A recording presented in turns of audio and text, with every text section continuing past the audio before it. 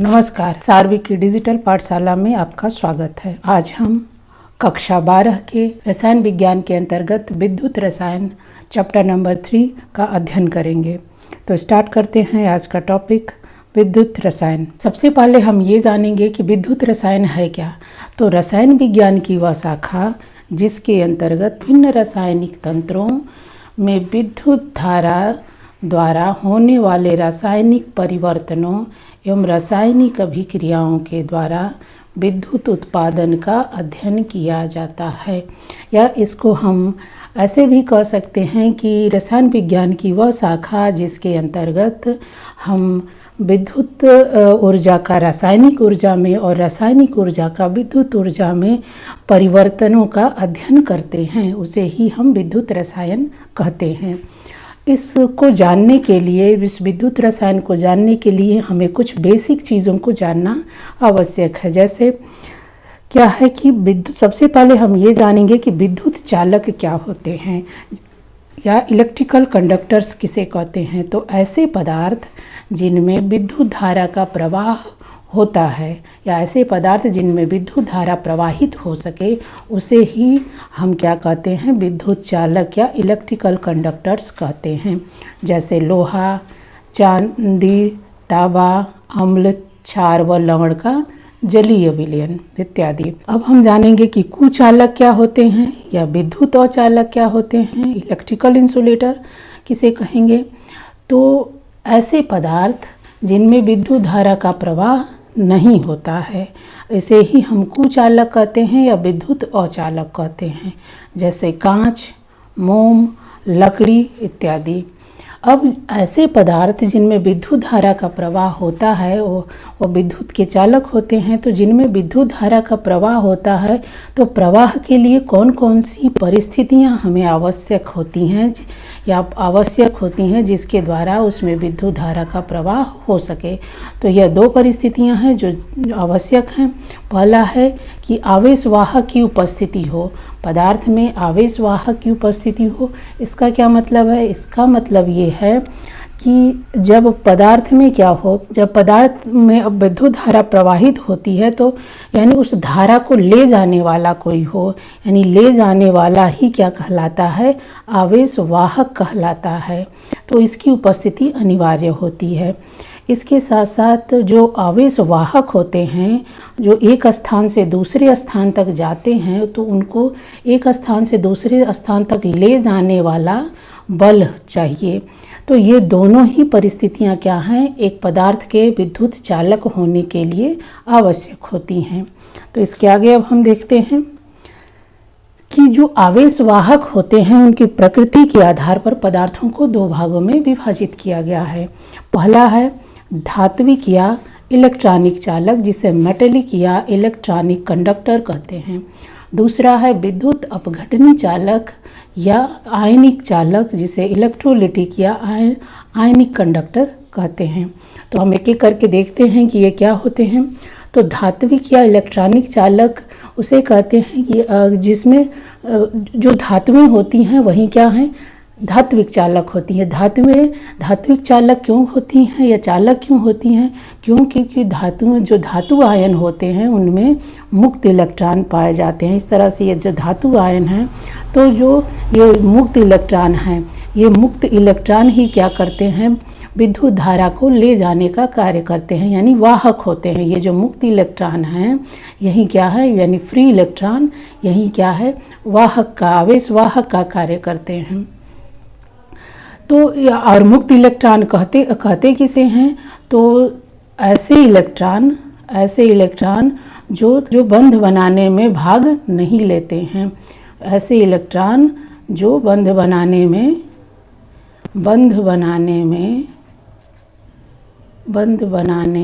भाग नहीं लेते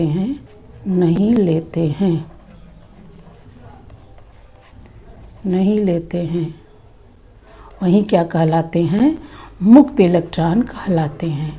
जितने भी हमारी धातुएं होती हैं उसमें क्या है, मुक्त इलेक्ट्रॉन होते हैं। तो यह क्या है, जैसे क्या है, धातुएं हैं और मिश्र धातुएं। तो मिश्र धातुएं किसे कहेंगे, या आप पिछली कक्षाओं में पढ़ चुके हैं। मिश्र धातुएं क्या होती हैं कि जब दो या दो से अधिक धातुएं मिल करके धातु बनाती है, एक नई धातु बनाती है, तो उन धातुओं को ही हम क्या कहते हैं, मिश्र धातुएं कहते हैं। तो इस तरह से इन्हें क्या है, जितने भी हमारे धातु आयन होते हैं वो क्या होते हैं, धात्विक चालक होते हैं या इलेक्ट्रॉनिक चालक कहते हैं। लेकिन जो ये ग्रेफाइट होता है, ग्रेफाइट क्या है, अधातु है। ग्रेफाइट क्या होता है, तो यह कार्बन का अपर रूप होता है, अपर रूप होता है, एलोट्रॉप्स होता है। और यह एलोट्रॉप्स, ये चूँकि क्या है, एक अधातु है, लेकिन यह क्या है, यह विद्युत चालक होता है। क्यों चालक होता है भाई, इसको जानते हैं।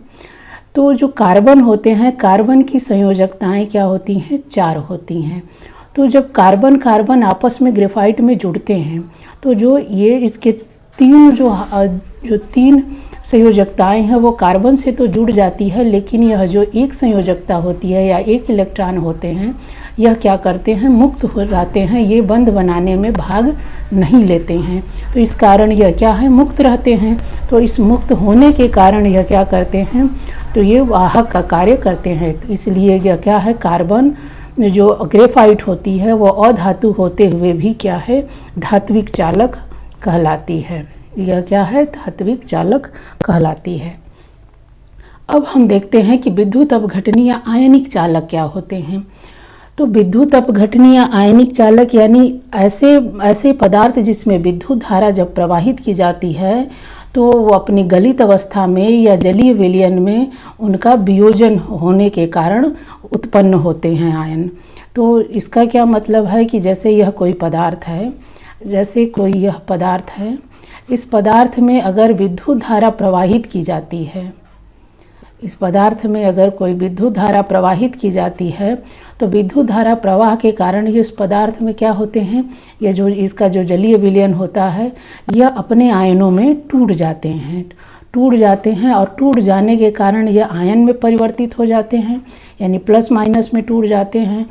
तो अब यह जो आयन होते हैं यह क्या करते हैं कि इलेक्ट्रॉन को फिर ले जाने का कार्य करते हैं, यानी वाहक का कार्य करते हैं। तो यह जो ये जो पदार्थ है जो टूटता है उसी को हम क्या कहते हैं, विद्युत अपघट्य या वैद्युत अपघट्य कहते हैं, वैद्युत अपघट्य कहते हैं। इन पदार्थों को ही हम क्या कहेंगे, वैद्युत अपघट्य कहेंगे। अब यह 2 प्रकार के होते हैं, पहला तो प्रबल वैद्युत अपघट्य और दूसरा क्या है, दुर्बल वैद्युत अपघट्य। अब कैसे पहचानेंगे हम कि कौन प्रबल वैद्युत अपघट्य है और कौन दुर्बल वैद्युत अपघट्य है। तो प्रबल वैद्युत अपघट्य वे होते हैं जो अपने आयनों में पूर्ण रूप से वियोजित हो जाते हैं। जैसे अगर ये HCl है तो HCl क्या है, जब यह अपने आयनों में वियोजित होगा तो H+ और Cl- में टूट जाएगा। या NaCl है तो Na+ और Cl- में टूट जाएगा। या K+ है तो KOH है तो K+ और KOH में टूट जाएगा, K+ और OH- में टूट जाएगा। तब जी यह वैद्युत अपघट्य टूटते हैं तो इनका जो वियोजन होता है, यानी जो अलग अलग जब होते हैं अपने आयनों में, तो यह पूर्ण रूप से वियोजन हो जाता है। इसलिए यह क्या कहलाते हैं, प्रबल वैद्युत अपघट्य कहलाते हैं।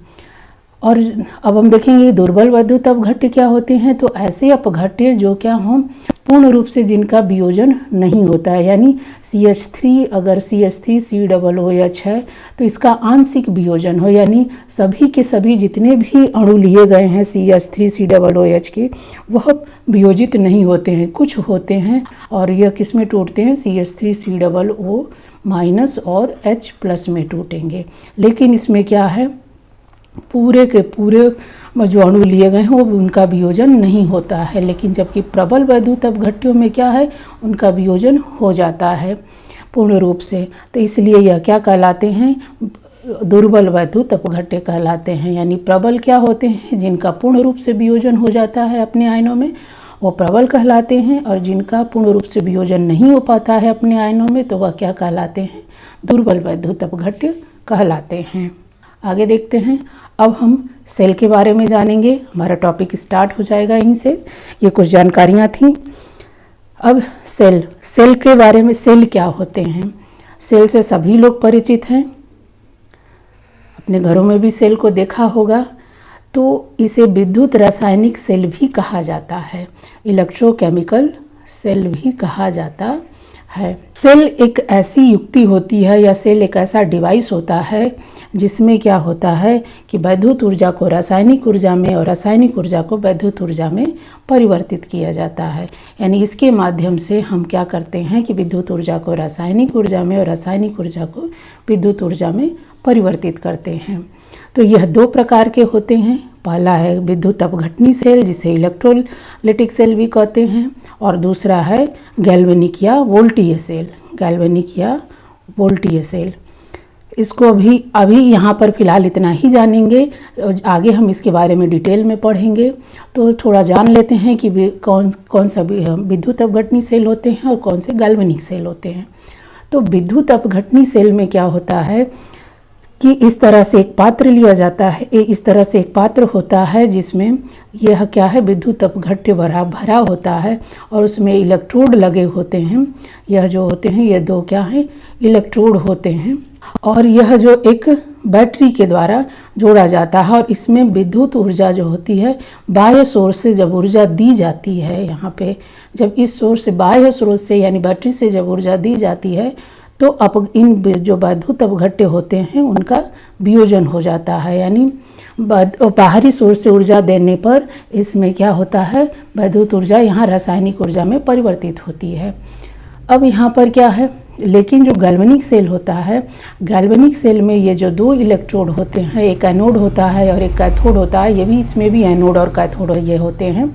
तो ये जो एनोड और कैथोड होता है, यह जो इलेक्ट्रोड है, जिस धातु की बनी होती है वो उसी के जलीय विलयन में, उसी के लवण के जलीय विलयन में डुबाई जाती है।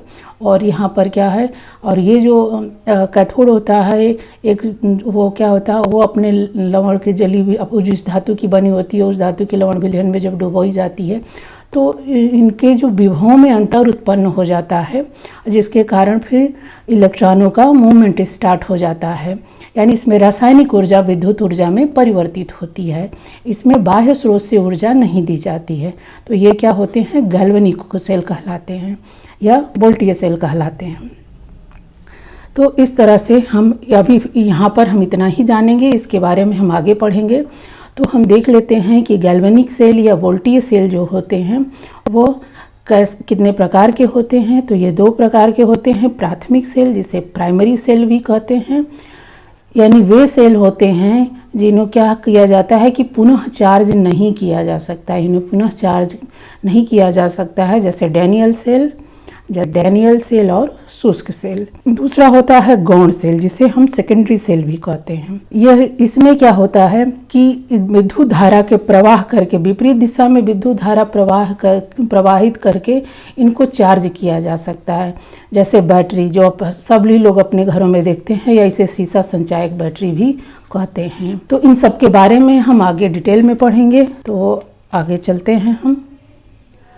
जो कक्षा 11 में आपने पढ़ा होगा डैनियल सेल के बारे में, कि डैनियल सेल क्या होता है। डैनियल सेल क्या है, तो हमने पीछे क्या देखा, डैनियल सेल क्या है, यह एक प्राथमिक सेल है जो क्या है, जिसे पुनः चार्ज नहीं किया जा सकता है। अब इसमें हम देखते हैं कि, तो इसमें हम देखेंगे कि इस तरह से लगाया जाता है। यह जो है, यह क्या है, जिंक का इलेक्ट्रोड है, जो जिंक धातु का है, या किसके लवण विलयन में डूबा है, जिंक सल्फेट के विलयन में, जिंक सल्फेट के विलयन में डुबाया जाता है। और यह क्या है, यह कॉपर का बना हुआ एक इलेक्ट्रोड है, जो किसके जलीय विलयन में, किसके, तो कॉपर सल्फेट के लवण विलयन में डुबाई जाती है। तो जो यह इस तरह से, यह जो है इस इलेक्ट्रोड और यह जो विलयन है, जो लवण विलयन है, इसके विभवों में अंतर उत्पन्न हो जाता है। यानी इसके विभव में और इसके विभव में अंतर उत्पन्न होता है, या इसे कहेंगे कि विभवांतर उत्पन्न हो जाता है। तो जब इनके विभवों में अंतर होता है तो विभवांतर उत्पन्न हो जाता है, और विभवांतर होने के कारण ही फिर क्या होता है, चूँकि विभवांतर एक प्रकार का क्या है कि विद्युत धारा को ले जाने वाला वाहक बल है, विभवांतर है, तो इसे विद्युत वाहक बल भी कहते हैं, इसलिए इसको विद्युत वाहक बल भी कहते हैं। तो इस तरह से विभवांतर होने के कारण फिर इलेक्ट्रॉनों का मूवमेंट यानी शुरू हो जाता है, यानी आवेश फिर इधर से उधर मूव करना शुरू कर देते हैं। तो जो यह जिंक की छड़ होती है, जो जिंक की छड़ होती है, यह क्या होती है, एनोड होती है। यह क्या है, एनोड होती है। और जो यह कॉपर की छड़ है वो क्या होती है, कैथोड होती है, कैथोड का कार्य करती है। एनोड पर हम पहले ही जानते हैं कि जो एनोड होता है उस पर क्या होता है, एनोड जो होता है उस पर ऑक्सीकरण होता है, ऑक्सीकरण होता है। ऑक्सीकरण क्या होता है ये भी आपने 11वीं कक्षा में पढ़ा होगा। आगे एक बार यहाँ पुनः उसको दोहरा लेते हैं कि ऑक्सीकरण यानी क्या हो, जब जैसे यह जिंक की छड़ है तो जब जिंक का पर ऑक्सीकरण होगा तो जो जिंक है वो अपने इलेक्ट्रॉनों को त्याग करके क्या बना लेता है, इलेक्ट्रॉनों को त्याग करके जिंक आयन में परिवर्तित हो जाता है। यानी यहाँ पर क्या है, जिंक से जिंक आयन में परिवर्तन हो जाता है। तो यही क्रिया क्या कहलाती है, ऑक्सीकरण कहलाती है, जो कहाँ पर होती है, एनोड पर होती है।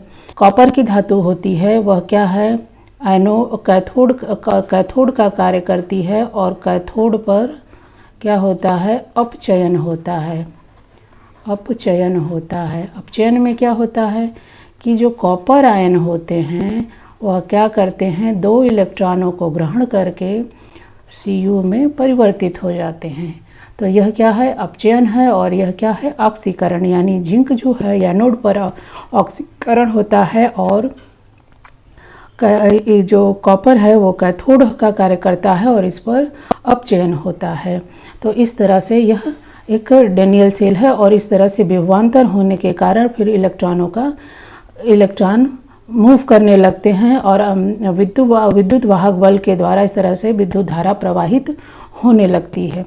इस तरह से इलेक्ट्रॉन मूव करते हैं, और इलेक्ट्रॉनों की जो मूव करने की दिशा होती है उसके ठीक विपरीत दिशा में विद्युत धारा का प्रवाह होता है।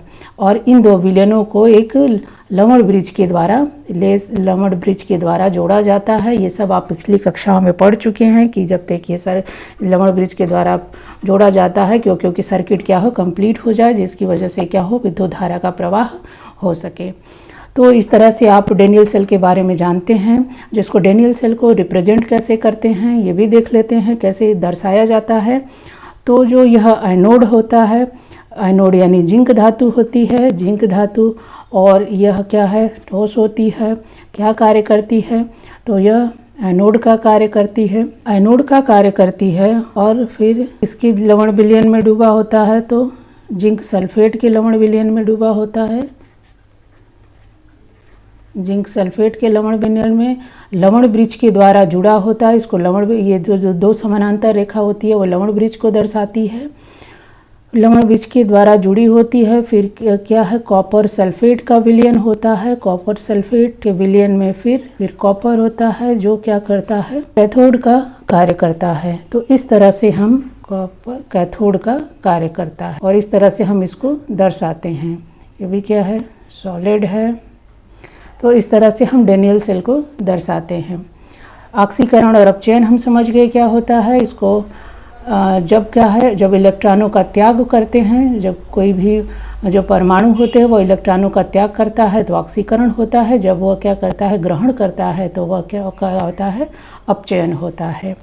तो आगे हम देखते हैं। अब हम देखेंगे कि जो पदार्थों में विद्युत वाहक बल है वह क्या विद्युत वाहक बल या इसे इलेक्ट्रोड विभव भी कहते हैं, वो क्या होता है। ये वो बल होते हैं जो विद्युत धारा को ले जाने का कार्य करते हैं, या ले जाने वाले बल का कार्य करते हैं। तो देखते हैं इलेक्ट्रोड विभव कहते किसे हैं। तो जब धातु तथा विलयन के मध्य स्थित विभवांतर इलेक्ट्रोड विभव कहलाता है। यानी क्या समझा हमने, पीछे हमने देखा है, जैसे हमने पीछे क्या देखा कि यह जो डेनियल सेल है यह क्या है, यह धातु है और यह इसका लवण विलयन है। तो इन दोनों के मध्य जो विभवांतर उत्पन्न हो रहा है, इन दोनों के मध्य जो विभवांतर उत्पन्न हो रहा है, उसी विभवांतर को ही हम क्या कहते हैं, इलेक्ट्रोड विभव कहते हैं। उसी को हम इलेक्ट्रोड विभव कहते हैं। ये दो प्रकार का होता है, ऑक्सीकरण विभव और अपचयन विभव। ऑक्सीकरण विभव जैसा हम पीछे देख चुके हैं कि इलेक्ट्रोड के इलेक्ट्रॉन त्यागने अथवा ऑक्सीकृत होने की प्रवृत्ति ही क्या कहलाती है, ऑक्सीकरण कहलाती है। यानी जहाँ पर क्या होता है, ऑक्सीकरण होता है। जैसे क्या है, यह कोई एम धातु है, ठीक है, एम धातु है, अपने आयनों को त्याग करके वह क्या है, धातु आयन बनाती है और इलेक्ट्रॉन निकल जाते हैं, तो यह क्या है, ऑक्सीकरण है। तो यह जहाँ पर होता है, यानी इलेक्ट्रोड पर जहाँ हो रहा है, तो वह उसी की क्या कहेगा, ऑक्सीकरण विभव कहलाएगा। उसी का वो इलेक्ट्रोड का ऑक्सीकरण विभव कहलाएगा। फिर क्या होगा, अपचयन विभव। अपचयन विभव क्या होगा कि जो इलेक्ट्रोड के इलेक्ट्रॉन, जो इलेक्ट्रोड की जो इलेक्ट्रॉन ग्रहण करने की या अपचयित होने की जो प्रवृत्ति है, वही क्या कहलाएगी, उसके अपचयन विभव कहलाएगा। इसमें क्या होता है, ये जो धातु होती है, वह धातु अपने क्या करते हैं, धातु का जो जलीय विलयन होता है, वह दो अपने इलेक्ट्रॉनों को ग्रहण करके यह क्या बना लेते हैं, धातु बना लेते हैं। तो यह क्या कहलाता है, अपचयन कहलाता है, जिसको हमने पीछे के किस तरह रूप में समझा। जैसे यहाँ देख लेते हैं, जैसे हमने क्या लिया था, जिंक लिया था। जिंक की छड़ है, यह क्या है, जिंक की छड़ है, यह क्या करती है, दो इलेक्ट्रॉनों का जब त्याग करती है तो जिंक आयन में और दो इलेक्ट्रॉन निकल जाते हैं, यह ऑक्सीकरण है।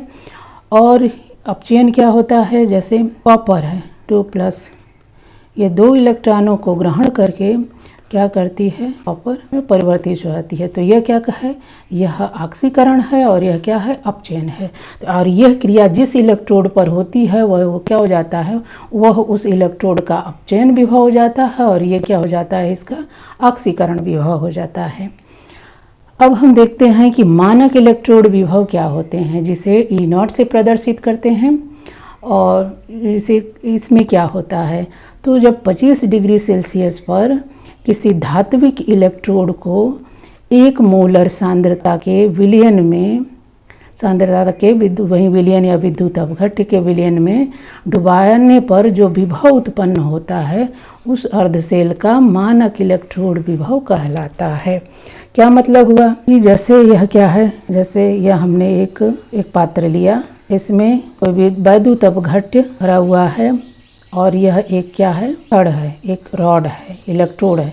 ये क्या है, इलेक्ट्रोड है और ये क्या है, इलेक्ट्रोलाइट। इलेक्ट्रोलाइट यानी वैद्युत अपघट्य, और यह क्या है, इलेक्ट्रोड है, इलेक्ट्रोड है। तो जब यह इलेक्ट्रोड है और यह क्या है, यह क्या एक कोई वैद्युत अपघट्य है, तो यानी जब टेम्परेचर क्या हो 25 डिग्री सेल्सियस पर कोई धातु जिस धातु, ये इलेक्ट्रोड जो जिस धातु का बना हुआ है, यानी वो धात्विक इलेक्ट्रोड, धात्विक इलेक्ट्रोड। और यह जो उस धातु का जो लवण विलयन लिया गया है, उस धातु का जो लवण विलयन लिया गया है, जैसे हम क्या करें, अगर यह हमारी धातु क्या है, जिंक की है, तो यह जो लवण विलयन होगा वह क्या होगा, जिंक सल्फेट का होगा। अगर यह धातु की छड़ जो है अगर क्या हो जाए, कॉपर की हो जाए, तो यह जो लवण विलयन होगा तब क्या होगा, कॉपर सल्फेट का होगा। तो यानी क्या है कि तो इसमें क्या 25 डिग्री सेल्सियस पर जो ये धातु इलेक्ट्रोड है और जो यह जो वैद्युत अपघट्य है जो लिया गया है, इसकी सांद्रता क्या हो, 1 मोलर हो। 1 मोलर सांद्रता के वैद्युत अपघट्य में जो इलेक्ट्रोड डुबाया जाता है, तो जो उस डुबाने पर या उसके संपर्क में आने पर जो विभव उत्पन्न होता है इस अर्धसेल का, उसी को हम क्या कहते हैं, मानक इलेक्ट्रोड विभव कहते हैं। क्या कहेंगे हम, मानक इलेक्ट्रोड विभव कहेंगे, जिसे हम E0 से प्रदर्शित करते हैं। आगे हम देखते हैं, यह एक हाइड्रोजन का मानक इलेक्ट्रोड विभव है। हाइड्रोजन, यह क्या है, हाइड्रोजन मानक इलेक्ट्रोड विभव, हाइड्रोजन मानक इलेक्ट्रोड विभव। इसमें क्या होता है कि यह जो होता है, इसमें क्या है, हाइड्रोजन मानक इलेक्ट्रोड विभव है। इसमें क्या होता है, इसमें यह जो है एक ये है प्लैटिनम का एक इलेक्ट्रोड लिया जाता है, प्लैटिनम का इलेक्ट्रोड लिया जाता है और यह इसमें जो है यह जो सांद्रता होती है विद्युत, यह जो एक विद्युत अपघट्य लिया जाता है और इसकी जो सांद्रता होती है वो 1 मोलर हाइड्रोजन आयन का जो यह विद्युत अपघट्य है और ये प्लैटिनम का एक इस तरह से इलेक्ट्रोड होता है। इस इलेक्ट्रोड में क्या किया जाता है, इसमें क्या है कि एक वायुमंडलीय दाब पर, जिसको एक बार भी कहते हैं, एक वायुमंडलीय दाब पर हाइड्रोजन गैस इसमें भरी जाती है। तो इसमें जो इलेक्ट्रोड और इसके बीच जो विभवांतर उत्पन्न होता है या इलेक्ट्रोड विभव जो उत्पन्न होता है वो उसका मान क्या होता है, उसका मान ±0 वोल्ट होता है, 0 वोल्ट होता है। यानी क्या समझाए, और यह जो हाइड्रोजन का यह जो मानक इलेक्ट्रोड विभव है, अब यही इसी के आधार पर हम और सारे धातुओं के मानक इलेक्ट्रोड विभवों की गणना करते हैं। तो इस तरह से हम ये क्या जान गए कि ये मानक इलेक्ट्रोड विभव क्या होता है। एक बार फिर से हम देख लेते हैं किसे कहते हैं, कि यह इस तरह से एक पात्र लिया जाता है। इस पात्र में क्या है, 1 मोलर सांद्रता का हाइड्रोजन आयन सांद्रता का विद्युत अपघट्य भरा जाता है। यह क्या है, विद्युत अपघट्य है, विद्युत अपघट्य। यह विद्युत अपघट्य है, 1 मोलर सांद्रता हाइड्रोजन आयन का विद्युत अपघट्य है और इस तरह से एक प्लैटिनम का एक इलेक्ट्रोड लिया जाता है। और जब इसमें एक वायुमंडलीय दाब पर या एक बार पर जब हाइड्रोजन गैस इसमें भरी जाती है तो इस इलेक्ट्रोड और इस जो विद्युत अपघट्य है के जलीय विलयन में विभवांतर उत्पन्न हो जाता है और जो विभवांतर उत्पन्न होने के कारण जो विभव उत्पन्न होता है वह हाइड्रोजन का वह ±0.00 वोल्ट होता है।